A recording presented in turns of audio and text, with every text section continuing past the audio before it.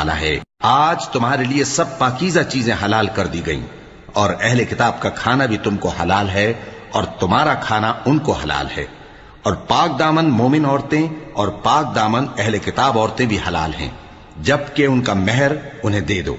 اور نکاح سے عفت قائم رکھنی مقصود ہو، نہ کہ کھلی بدکاری کرنی اور نہ چھپی دوستی کرنی۔ اور جو شخص ایمان کا منکر ہوا اس کے عمل ضائع ہو گئے اور وہ آخرت میں نقصان پانے والوں میں ہوگا۔ مومنو، جب تم نماز پڑھنے کا قصد کیا کرو تو اپنے منہ اور کوہنیوں تک ہاتھ دھو لیا کرو، اور سر کا مسح کر لیا کرو، اور ٹخنوں تک پاؤں دھو لیا کرو، اور اگر جنابت کی حالت میں ہو تو نہا کر پاک ہو جایا کرو، اور اگر بیمار ہو یا سفر میں ہو یا کوئی تم میں سے بیت الخلا سے ہو کر آیا ہو یا تم نے عورتوں سے مقاربت کی ہو،